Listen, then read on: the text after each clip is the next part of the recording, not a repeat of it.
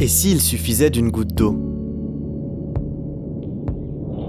Partout sur la planète, des femmes, des hommes se mettent en mouvement pour nous donner accès à l'eau potable. Leurs innovations et leur courage sèment partout l'espoir d'un monde où personne ne souffrirait plus de la soif. Ils éveillent nos consciences et se battent pour la nouvelle génération. Ils nous montrent que tout peut changer. Et s'il suffisait d'une goutte d'eau pour modifier le cours de l'histoire? Et s'il était temps de suivre les éclaireurs?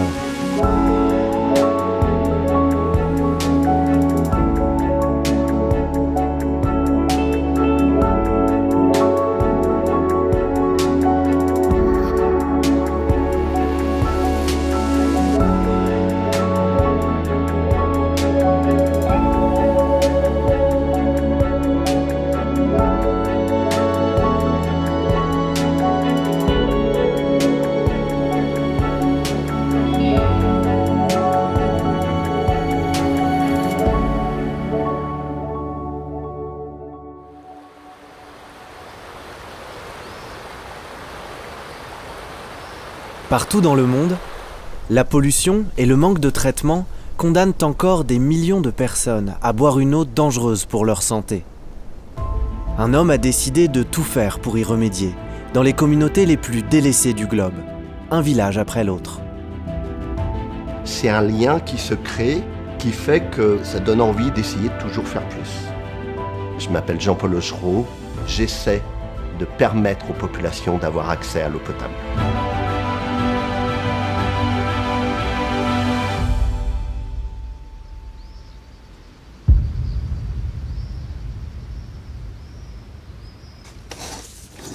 Laquelle on emmène aujourd'hui? Alors attendez, celle-là, elle a été ouverte. Oh, oh, oh. Regarde, ah bah oui, elle a été découpée par les douanes, dis donc. Bon, donc on la remet dedans. Hop. Donc celle-ci, au moins, on ne l'emmène pas. Voilà. On emmène ces deux-là aujourd'hui. On emmène d'abord celle-là, après celle-là, ok? Allez. Bah non, mais elle est très lourde, là, vous n'allez pas la prendre, les gars. Si, t'es costaud?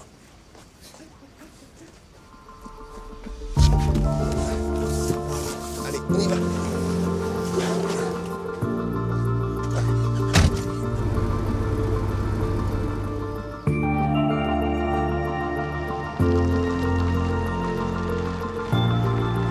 Madagascar, c'est globalement grand comme la France. 2000 km de long sur 300 km de large, avec une population de 27 millions de personnes. Au niveau des plateaux dans le Sirabé, c'est la partie où se fait tout le maraîchage sur Madagascar. C'est un des plus gros producteurs de riz au monde de super qualité. Il y a les productions de carottes, de maïs, d'haricots verts. Il y a vraiment tout qui pousse. On est vraiment dans un monde encore assez préservé. Malgré ces paysages luxuriants, ici rares sont les habitants qui ont accès à l'eau potable. Les réseaux vétustes délivrent une eau de mauvaise qualité. En campagne, il faut faire plusieurs kilomètres pour trouver une source, souvent polluée.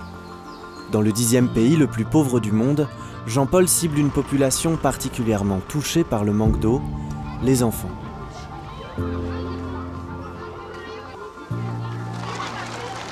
Allez, c'est bon, top, ça va. Vous pensez qu'on va installer où? On l'installe à côté. Alors, est-ce qu'il y a de l'eau dedans? Oui, il y a de l'eau comme ça. Ah ouais. Et l'eau, elle est comment là-dedans? On va le chercher. Allez, on peut y aller? Oui.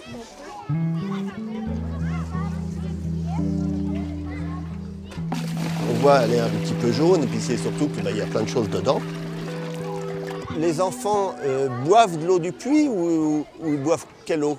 Non, on ne boit pas l'eau, c'est danger. Parce qu'elle n'est pas potable. C'est pas potable.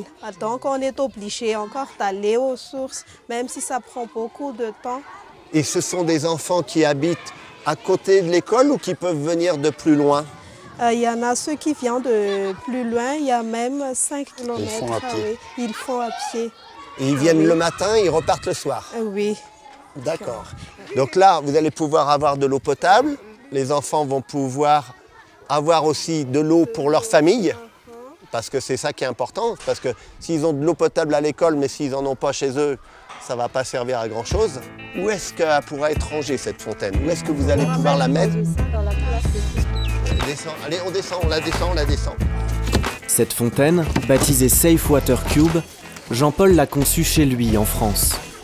Son idée, un objet au fonctionnement simple, qui potabilise n'importe quel type d'eau. Ça, ce sont les filtres céramiques. Vous êtes certain qu'il n'y aura pas de bactéries ni de virus dans l'eau.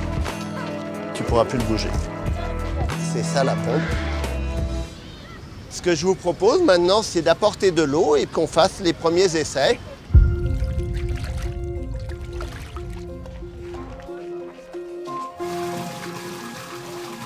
On va commencer à pomper.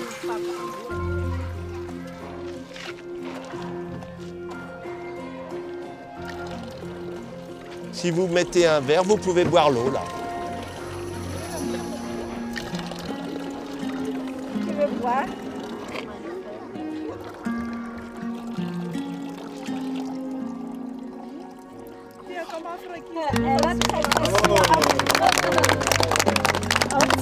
Ça va? Ça va? C'est bon. C'est vraiment là que l'on constate que les enfants n'ont pas suffisamment d'eau à boire. L'eau potable, c'est quand même l'élément de base de la vie. À Madagascar, 80% des maladies des enfants sont dues à l'eau qu'ils boivent. Des enfants qui sont malades, ce sont des enfants qui ne vont pas à l'école. Et notre mission, c'est de permettre aux enfants d'avoir une éducation pour pouvoir avoir une vie meilleure. Rano 5 litres izy dia asiana rovinaigra eo amin'ny fefany eo fotsiny, vinaigre blanc. Zay ny hanasana anazy. Je m'appelle Parfait.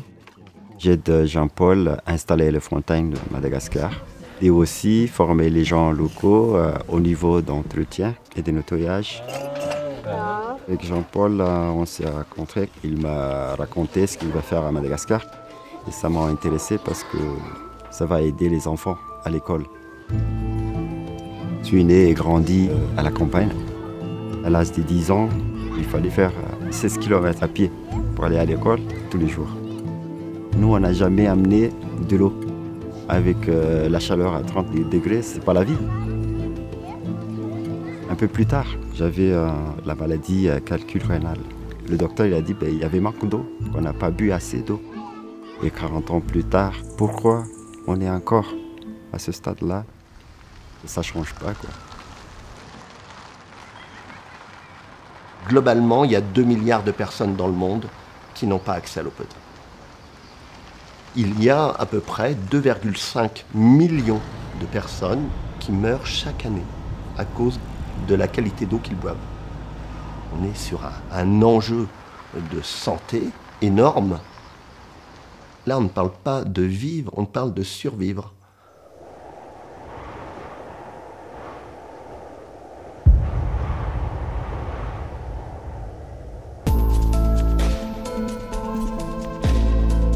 J'ai une formation de génie mécanique, de génie électrique. À 18 ans, je disais je serais chef d'entreprise d'une PME de plus de 100 personnes. J'étais très speed, je m'étais mis dans un schéma d'être toujours le meilleur et donc je m'étais mis des grandes œillères pour surtout ne pas voir tout ce qui pouvait déranger autour de moi. J'avais un ego démesuré. J'étais un vrai sale con.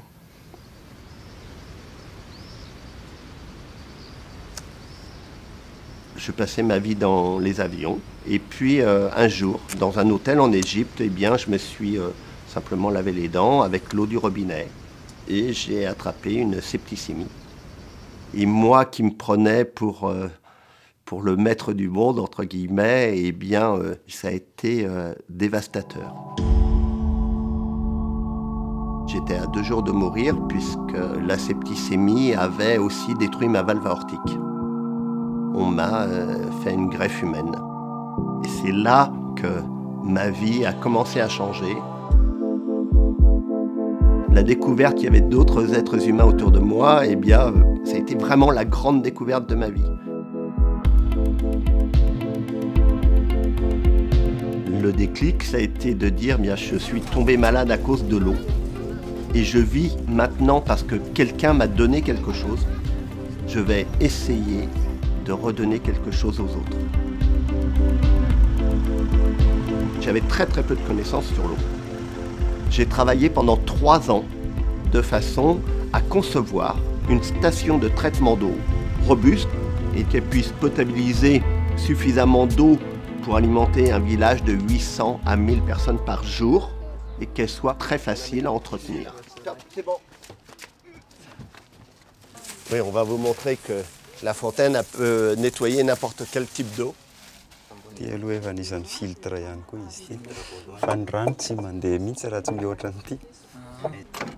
À Madagascar, l'organisme public en charge de l'eau, la JIRAMA, peine à entretenir correctement ses réseaux faute de moyens. Résultat, les rares personnes qui ont accès à l'eau du robinet ne peuvent même pas la boire. Vous en buvez ou vous en buvez pas de l'eau de la JIRAMA? Mais il faut bouillir d'abord. Oui, il faut la faire bouillir. Oui, il faut... Vous ne pouvez pas la boire pure parce que... Non. Les enfants, il y a beaucoup des enfants qui ont de bilharziose. C'est vraiment de l'eau sale. On peut pas... L'eau du réseau, c'est de l'eau sale. Oui, l'eau sale. Et grâce à cette fontaine, il y aura 112 bénéficiaires qui vont bénéficier de cette fontaine. Ici, là, sur le village. Et sur le village même. Tout le monde peut chercher de l'eau ici et puis on l'amène dans le foyer. Donc tout le monde boit de l'eau propre. J'ai repris le même schéma qu'une station de traitement d'eau qu'on trouve en France, sauf que je l'ai miniaturisé. On prend n'importe quel type d'eau, que ce soit de l'eau de rivière, de l'eau de pluie. On a 5 étapes de filtration entièrement mécaniques. Ça veut dire qu'il n'y a ni électricité, ni électronique. La filtration ultime, c'est de la filtration céramique qui permet d'enlever les bactéries et les virus. C'est une filtration à 0,02 microns. C'est inférieur à la taille des bactéries et des virus. C'est comme si nous, on voulait passer dans un trou de 10 cm de diamètre, on ne peut pas. Eh bien, les bactéries et les virus, c'est pareil. C'est magique. Hein? C'est magique. Voilà.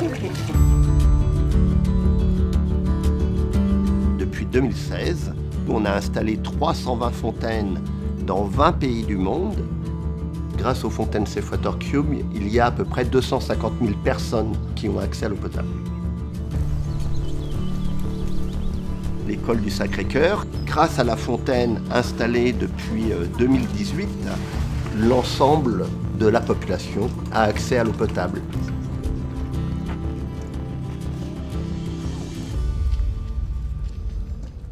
Alors là, actuellement, il y a combien d'enfants là? Maintenant, il a 230.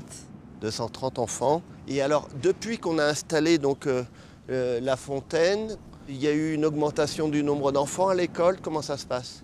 Oui, en 2018, on a 161 élèves. 161 seulement. Et vous êtes passé de 161 élèves à 230? 230 maintenant. C'est des résultats que les parents envoient leurs enfants ici à l'école. Est-ce que vous avez pu comparer le taux d'absentéisme? Oui, on voit bien qu'il y a beaucoup de changements. Les enfants ne sont plus malades. Il a des maladies, mais ce n'est pas la maladie diarrhéique provoquée par l'eau. Là, au moins, on se rend compte de l'efficacité. La fontaine dans le système, c'est juste un outil. On va aussi plus loin puisqu'on participe au financement des repas le midi. Le fait de fournir et de l'eau potable et de la nourriture, on baisse de 85% l'absentéisme des enfants à l'école.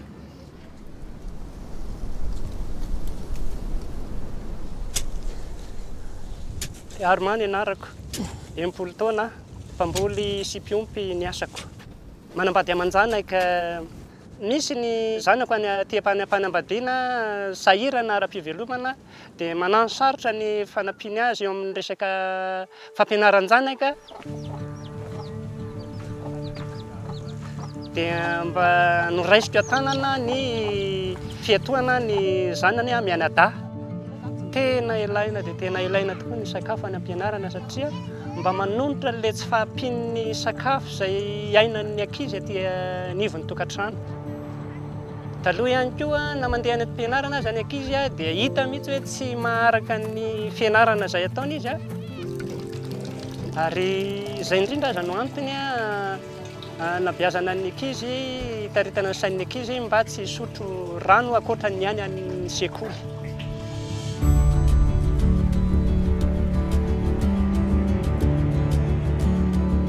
Il y a le besoin. Comment faire pour que des gens qui gagnent 3 € par jour puissent financer une fontaine qui, installée sur place, coûte 6 000 €? J'ai créé une fondation.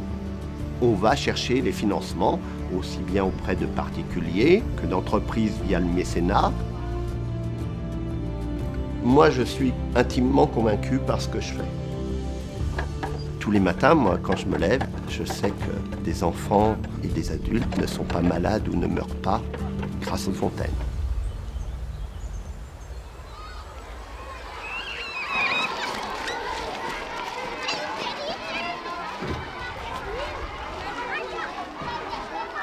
On a créé une pièce de théâtre sur l'eau, la santé et le lien social. Et on demande aux instituteurs de faire jouer cette pièce de théâtre aux enfants. Quand ils rentrent chez eux, ils en parlent à leurs parents. Et comme ça, ça permet que l'ensemble du village soit au courant qu'une fontaine va être installée dans le village. Merci vraiment de nous accueillir parmi vous. Alors aujourd'hui, on a fait le premier pas. Bien sûr, on ne vous laisse pas tout seul. On sera toujours près de vous. Et il y a Parfait. Vous pouvez toujours compter aussi sur lui pour vous aider. Merci.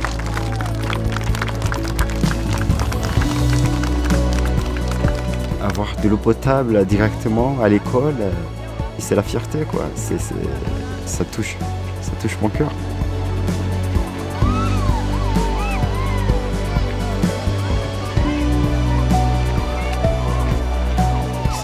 Quelque chose de fabuleux, de voir les étincelles, de voir les yeux qui brillent, de voir la lumière dans leurs yeux. Je crois que c'est la plus belle des choses qui puisse m'arriver et qui me rend heureux.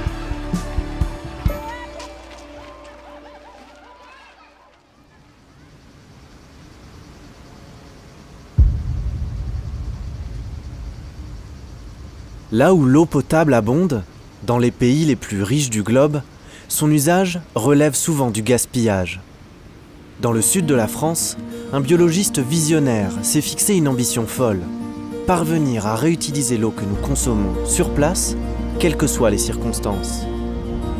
À partir du moment où il y aura un humain quelque part, on a besoin de traiter et recycler l'eau. C'est un besoin universel. Je m'appelle Romain Salza, j'ai 32 ans et je me bats pour préserver l'eau et lui donner une seconde vie.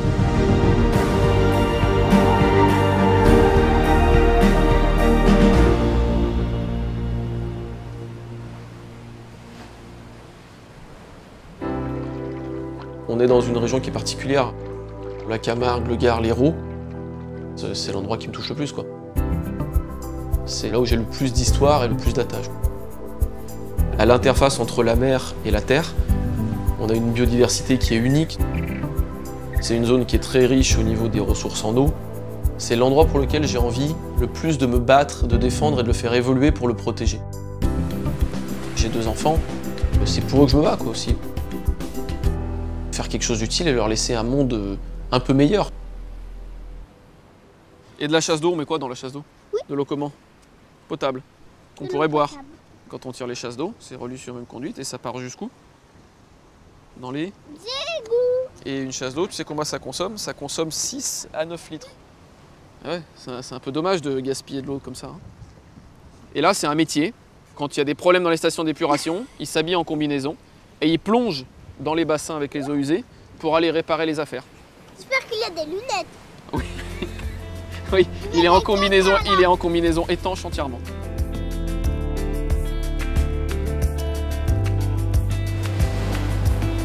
Déjà à leur âge, ils ont compris qu'il y avait une incohérence dans les usages. Un être humain, il a besoin de 3 litres d'eau potable par jour pour s'hydrater. En France, on consomme en moyenne 150 litres d'eau par jour et par personne. Ça veut dire qu'on a quand même 147 litres d'eau qui pourraient ne pas être de l'eau potable, mais juste de l'eau recyclée et qu'on pourrait utiliser. Je trouve ça complètement absurde qu'on gâche autant d'eau potable et d'eau qui a pris énormément de temps à être traitée. Un robinet, c'est quelque chose de magique. On ouvre, il y a de l'eau qui coule, on ne se pose pas la question. On a de l'eau, on a l'impression qu'on a une ressource infinie, on peut laisser l'eau couler, voilà. Elle tombe au fond de l'évier, elle part aux égouts. Elle a servi 5 secondes. Aujourd'hui, en France, d'immenses stations d'épuration dépolluent nos eaux usées et les rejettent propres dans les rivières et les fleuves. Ensuite, le prélèvement et l'acheminement jusqu'à nos robinets mobilisent 80% de l'énergie que nous consacrons à l'eau.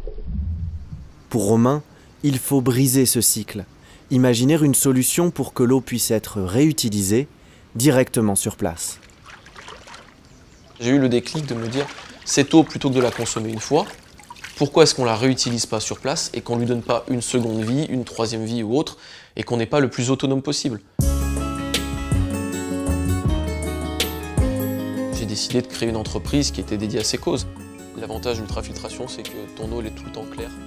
Je suis parti aux États-Unis me former sur une partie des technologies, avec des gens qui étaient vraiment experts dans le recyclage de l'eau.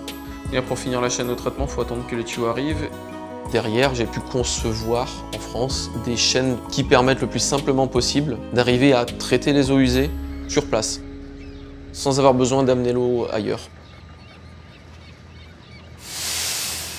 L'idée de Romain peut s'appliquer partout. Sur le port de Sète, les autorités lui font confiance.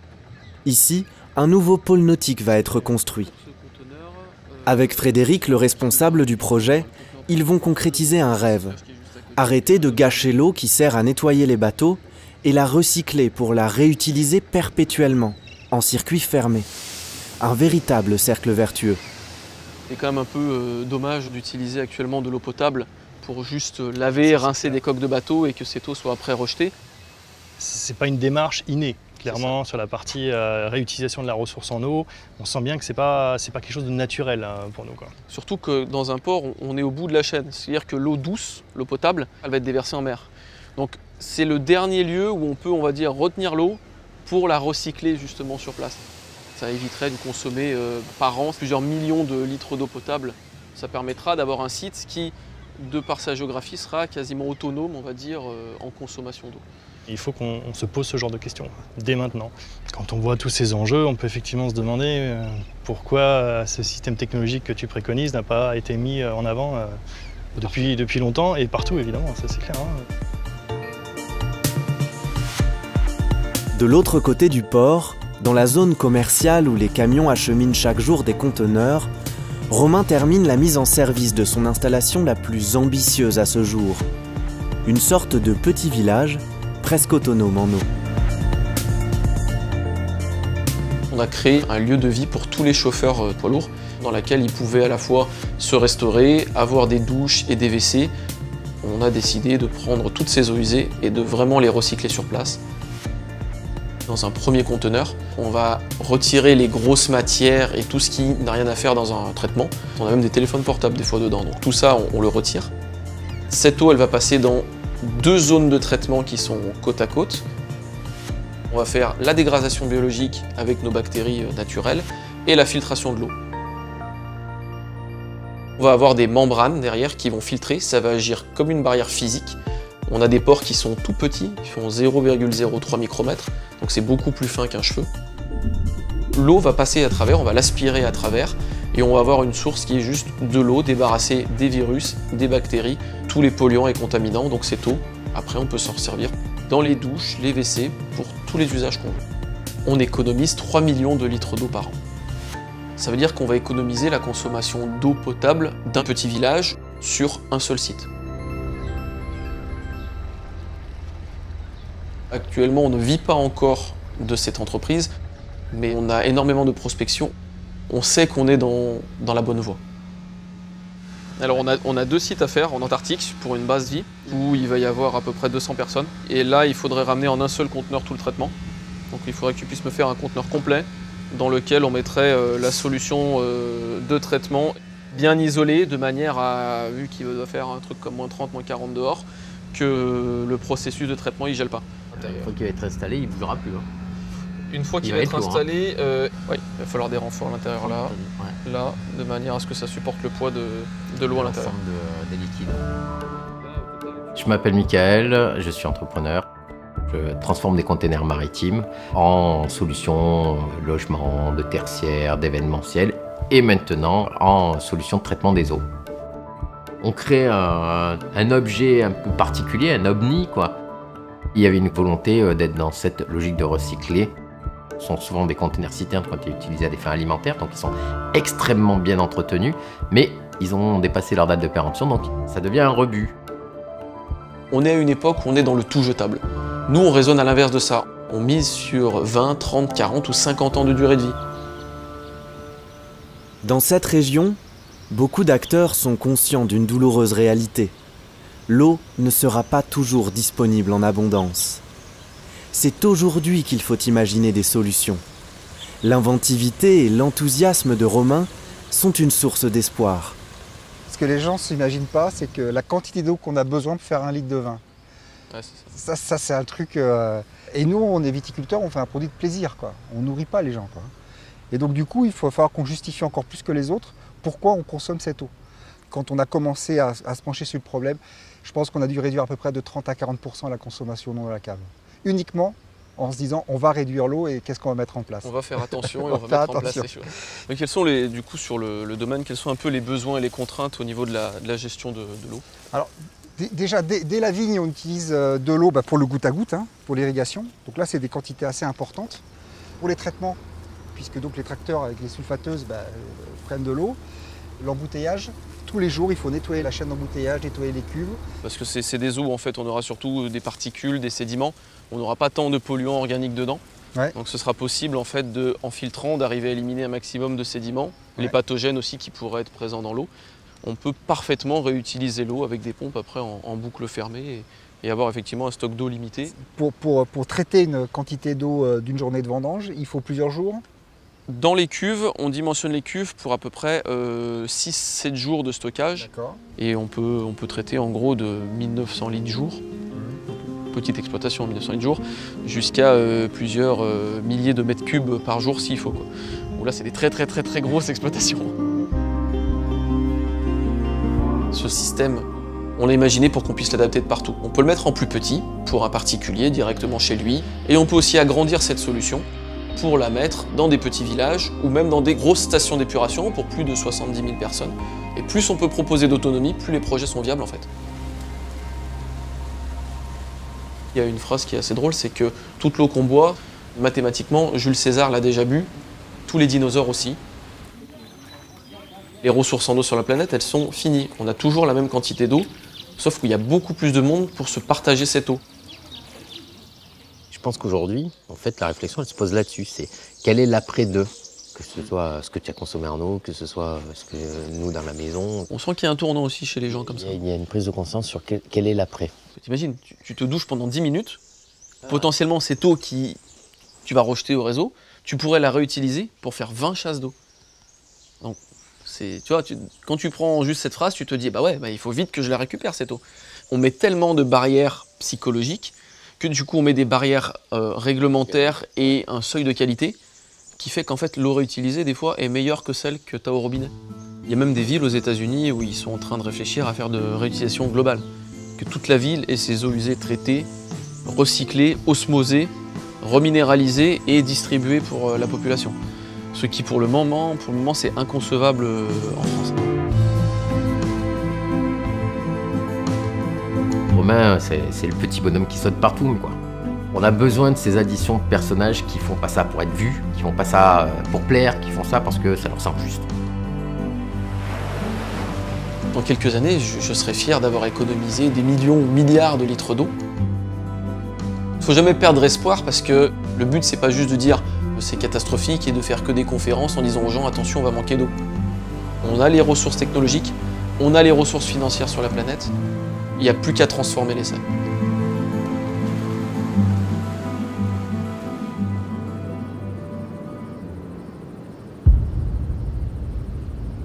Face au défi du dérèglement climatique, les réserves d'eau souterraines sont une piste d'avenir. Depuis plus de 20 ans, dans les zones les plus arides du globe, comme ici au Kenya, un ancien ingénieur se lance inlassablement à la recherche de nouvelles sources, dans les profondeurs de la Terre. Il apporte avec lui la vie et l'espoir. Je m'appelle Alain Gachet, je suis explorateur et géologue. Et depuis 20 ans, je fais jaillir l'eau des zones les plus arides et les plus hostiles de la planète.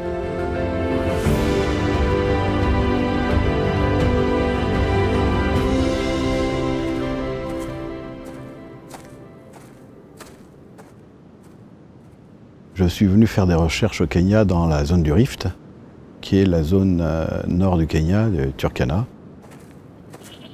La zone la plus pauvre, la plus déshéritée de la planète. C'est justement là que les populations ont plus besoin de mon intervention pour la recherche de l'eau. Ce sont essentiellement des populations de tradition pastorale. Donc les troupeaux ont besoin d'eau, beaucoup d'eau.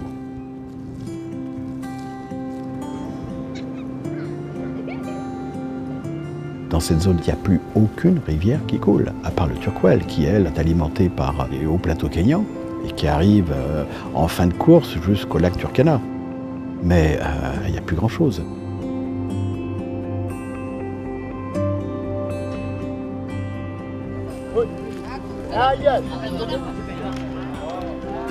Kadini Angolais, c'est une communauté de 250 personnes qui peut en réunir éventuellement 500.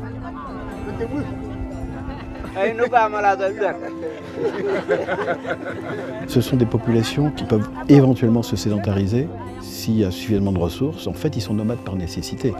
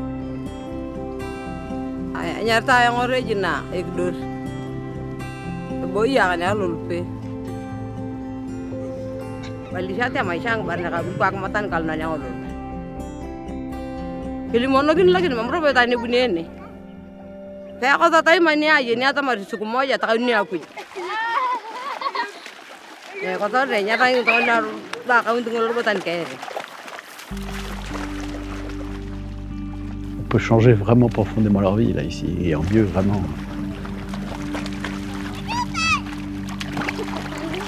Sa première vie, Alain l'a consacrée à la prospection pétrolière. Devenu entrepreneur, il se tourne vers un nouveau défi, la recherche d'eau profonde, cachée sous la surface de la Terre. Il décide de mettre son savoir-faire, acquis dans la découverte de l'or noir, au service de la recherche d'aquifères. Dans ces roches poreuses, équivalentes à d'immenses éponges, l'eau est stockée en grande quantité, quelle que soit l'aridité en surface. Il y a 20 ans, il intervient dans les camps de réfugiés du Darfour, sous l'égide des Nations Unies. Ces recherches font passer le taux de réussite des forages de 30 à 98%, et 1700 puits sont creusés sur ces indications. Depuis, Alain travaille en collaboration avec des États, des universités ou la NASA. Partout où il trouve de l'eau, il aide à faire renaître la vie.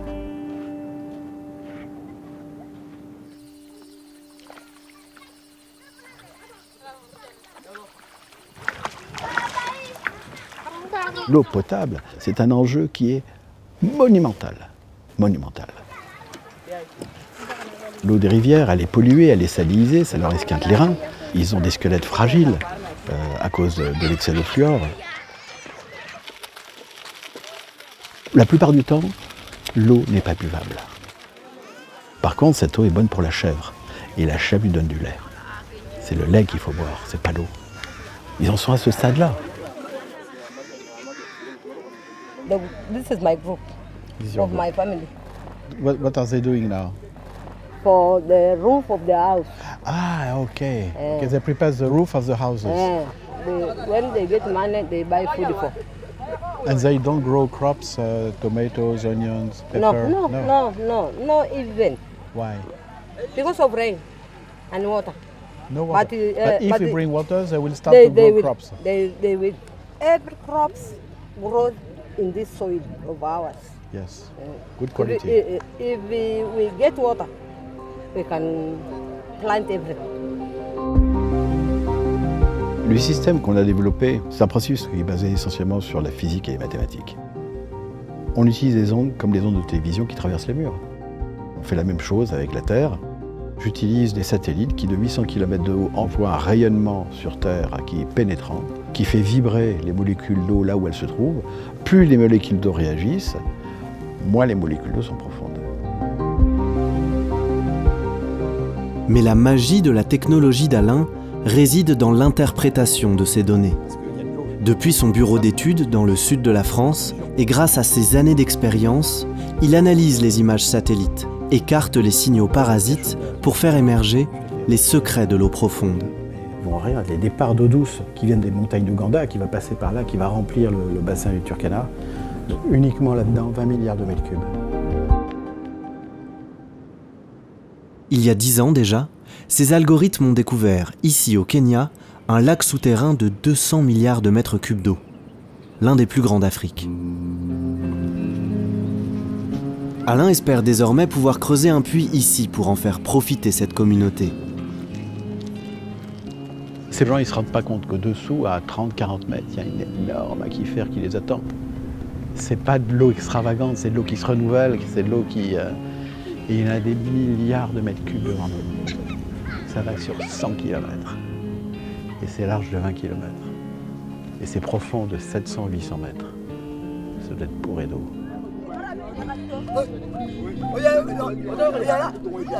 Even me, I've never seen a machine like this one. They are working their hands like me. This is a very complex thing. I invented this system. So you have plenty of possibilities to develop around. Water is not that deep here. Okay. Quand on compare toutes les rivières et les lacs à la surface de la Terre, ce qu'il y a en sous-sol est 100 fois plus important que toutes ces quantités en surface. Et quand on sait que ces quantités en surface sont en régression avec le changement climatique, tous nos espoirs futurs, ils sont au sous-sol. Voir des gens souffrir alors qu'il y a des technologies qui permettent d'alléger cette souffrance, c'est une chose que je ne supporte pas.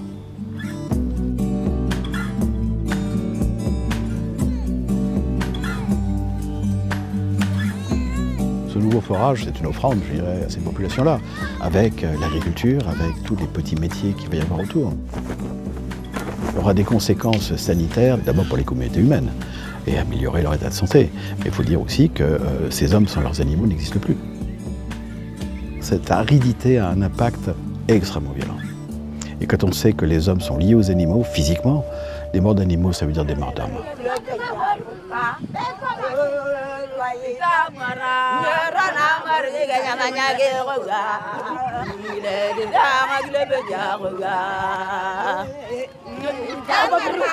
Je suis en symbiose avec les gens qui attendent tout ça. Je ressens très bien leurs émotions. Je me sens utile, beaucoup plus que dans mes bureaux. Parce que là, on trompe personne, là. On ne peut plus tromper les gens.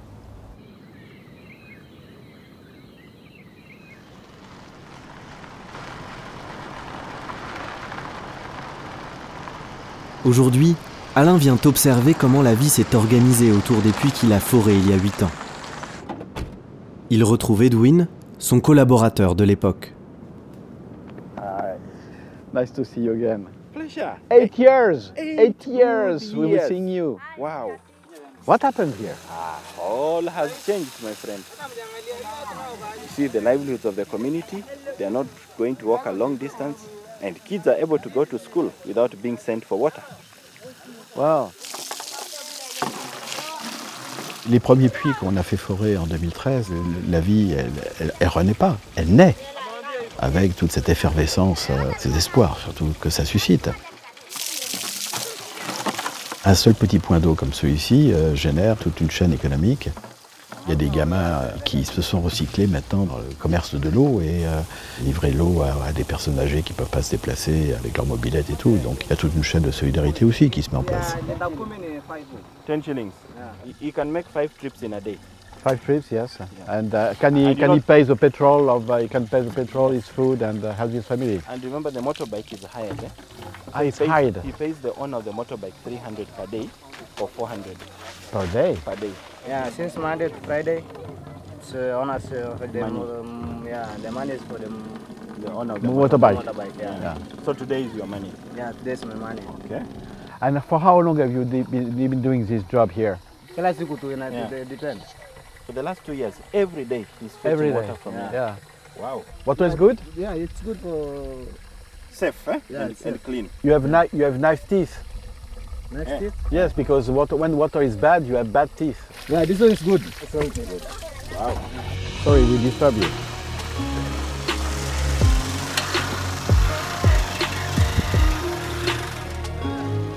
My name is Edwin. I've been working with Dr. Alain Gachet since 2012. I was working at that time for UNICEF, and we were having a problem in Turkana County because of the drought. Dr. Alain Gachet was there. Of course, I was very skeptical. Turkana is a dry area.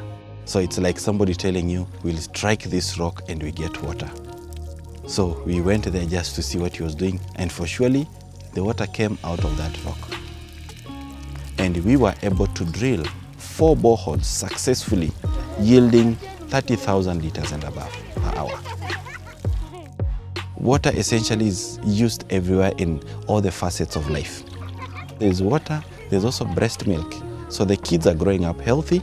We don't have such cases of children under 5, malnourished, cholera and dysentery. They are now reduced a great deal. They are basically now consuming the right water.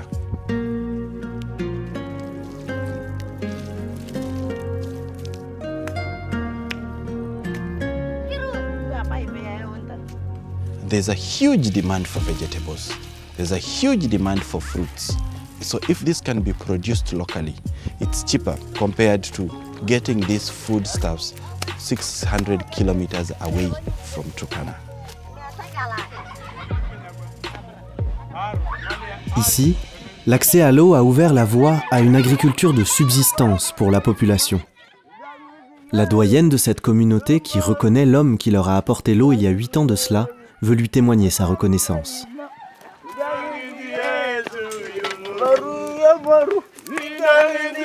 Je suis aussi un peu leur sorcier, leur magicien. Le docteur de l'eau, oui, je suis le docteur de l'eau. Daktari Wamaji. Faire venir l'eau dans ces communautés n'était pas un acte anodin, donc c'est un acte mystico-religieux quasiment. Okay, recently they were fasting green fish. Yes. And millet, even onions. Even onions, yes. What is that? What are those? Yonga, yabala gachetea, yabala nyoen. What are those? Yakunde. These are cowpeas. Yes. And when it matures, they eat this one, the beans. They eat the leaves too? Yeah, they eat the leaves. They eat it. When it dries, they eat the beans. It's good. Yeah. This is banana. Yeah, I know. Did they learn how to grow it? It's just their mind. Nobody has come here to train them.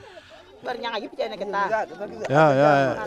It's very courageous. It's very courageous, and congratulations to them. Yeah. I am very proud of themselves first because it's. I know how complicated it is, and their experience will be very useful for the other side. Yeah. Their experience, they will be the leaders. On est sur un frémissement de changement culturel à travers les premiers essais agricoles. C'est la porte du futur.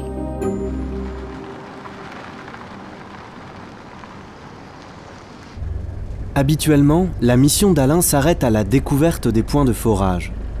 Les nations, les États ou les organismes internationaux comme l'UNICEF ont la charge de forer et d'exploiter ces puits. These were the first wells drilled in 2013? Yeah. Yes. Mais souvent, comme ici, ils sont paralysés par les convoitises rivales d'États et d'acteurs privés. Ces puits sont prêts à l'usage, mais les populations locales n'y ont simplement pas accès. Une aberration qui a poussé Alain à changer d'approche. Désormais, il souhaite assurer lui-même le forage et l'exploitation des points d'eau. Pour mener à bien cette mission d'intérêt général, il a décidé de jeter les bases d'une fondation. Il n'est pas admissible de faire du business dans le pays de la soif. C'est pas humainement imaginable. Cette eau-là, elle est forcément pour les hommes. Cette dimension humaine, elle est fondamentale. Il faut vraiment sélectionner les gens qui vont rentrer dans la danse. Donc il n'y a qu'une fondation qui peut faire ça.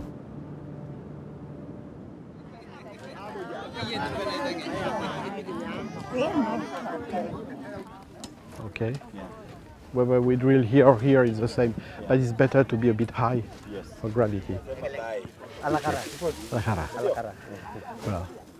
On va commencer à forer là. C'est là qu'ils l'ont choisi, mais pour moi, toute cette plaine-là, on peut forer où on veut. Ça, c'est un point communautaire, sans conflit ethnique. Ça, c'est important. Et ça, je ne peux pas le voir de l'espace. C'est eux qui me le disent.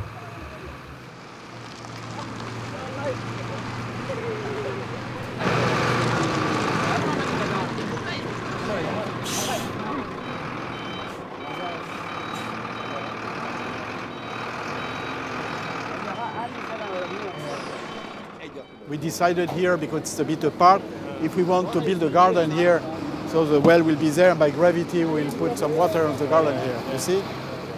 You can drill on the broad areas, but take care of your head. Pour la première fois, Alain décide de prendre à sa charge le forage de ce puits, auprès des Turkana, les prémices de sa fondation. Between 2 to 3 days at maximum. At 3 days at maximum? Yes. Not tomorrow. No, if tomorrow, if the formation will be okay, then even 1 day. Morning. I'm late. I'm late. So, how is the night? A bit difficult because I had in mind what will happen today, or what will not happen God today. was alive and we have reached day. So let's continue with our job and God bless us.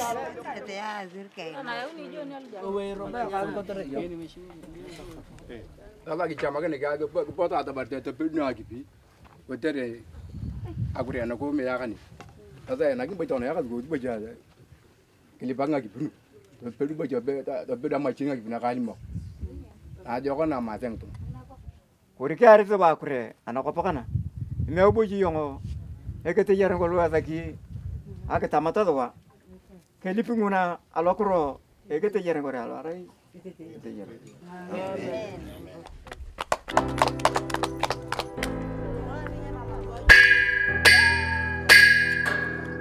We can go. Frapper la tête de forage avec un os de chameau en début de lancement, c'est une façon d'exorciser toutes les peurs. Un forage, c'est toujours un moment de vérité. Je suis sûr qu'il y a de l'eau, mais à quelle profondeur? 15 meters.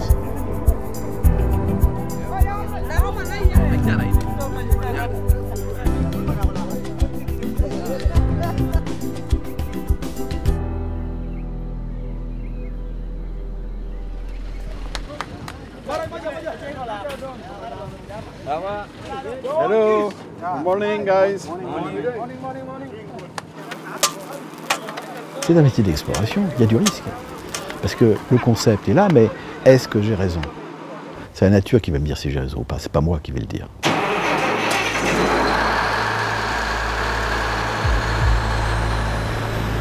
Are we going to flush now? Pardon? It's time to flush? Yeah, we are flushing. We have to put the rods up to the bottom. Yes, yes. So that all the dirt comes out. Okay. Yeah.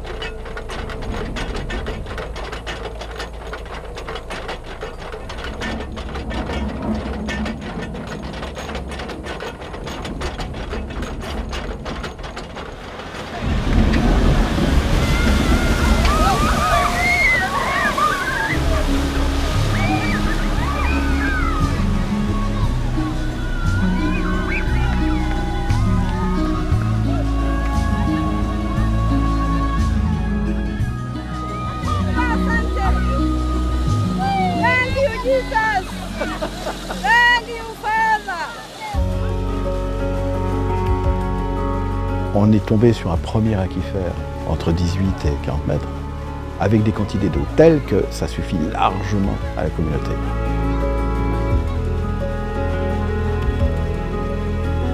Cette liesse, cette joie, ces regards, ces rires, c'est ça mon cadeau. J'attends rien d'autre que ça. Le plus beau cadeau, c'est celui-là.